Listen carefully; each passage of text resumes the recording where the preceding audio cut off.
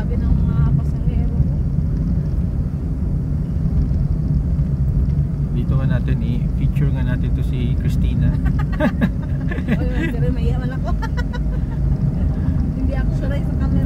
First time kong sumakay ng Grab. Grab, babae at driver. If ever, first time sa Jensen, no? Pagkatapos we're lucky to have to be driving our drive ka lang dire-diretso, no? So, first time na first Grab taxi. Grab car pala, no? Grab car. Ilang buwan ka na, Christina, nagmamaneho? 2 months na, sir. So how far? So far, anong okay naman? Okay naman, sir. Sipag lang. Masustain mo naman? Sustain naman, sir. Kahit konti, may iwan pa. So, ito may taxi din dito. This is Grab taxi ba? Hindi. Kuan man yan? Ano yun? Taxi lang? Regular taxi? Regular taxi. So ilang beses ka nakakahatid ng ng pasahero going to the airport, Christina? Depende sa booking, sir. So far, yung yung since nagda-drive ka, frequent ka ba na naghahatid? Minsan, sa isang araw, makadalawang beses, 3 beses. So everyday may airport ka talaga? Opo, meron ding araw na walang airport, pero minsan lang.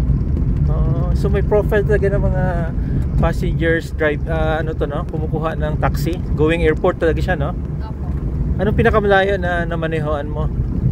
Dito lang, Jensen, sir? Yeah, within Jensen lang. Dito na po, airport, yung sa Lagaw, kasi dito naman kami pwedeng maglabas outside Jensen kasi. Anong limit ninyo na pwedeng i-book within General Santos City lang? Opo, Jensen lang po. Wala pa nga kasi si Grab sa Pulumulok na paan. So pa naman kung mga gabi hindi ka naman basta-basta na. Hindi na, sir, cut off lang ako ng 6 to 7 PM. So rest mo na 'yon. Oo, kasi pero binabayaran mo 'yon, no? Na kasama sa renta mo na 24 hours. Depende na lang sa akin, sir, kung lalabas ako. Maganda din tong sa akin, ambition ko na maging driver ba? Mag-sideline ako ba? Kaya hindi dapat yung kung hindi mo livelihood, parang lingaw mo lang ba? 'Di ba? Makita mo yung mga ibang places. So may araw naman na anong pinakamalakas mo na araw is 18 bookings. Isang beses lang naman yun, sir. Nangyari, Hindi kasi parehas. May araw na matumal, may araw na malakas din talaga. Okay. Pag natumbok mo yung area na may maraming nagbo-book, yun. May time talaga na drop booking, pero may time din na... Ano yung drop booking? So wala yun. Nag-book pagkatapos hindi tinuloy. Hindi po. I mean, pag i-drop mo si passenger, book ka na kagad. Another passenger ka na kahit na minsan baka hindi mo pa siya ma-drop, passenger ka na kagad. Bihira na mangyayari yun na sunod-sunod. Hindi pa nasana yung mga taga-Jensen, no? Kasi Kotaan kasi kami, area din kasi kami, sir. Paano area kapag natumbok namin yung area na maraming booking, gano'n.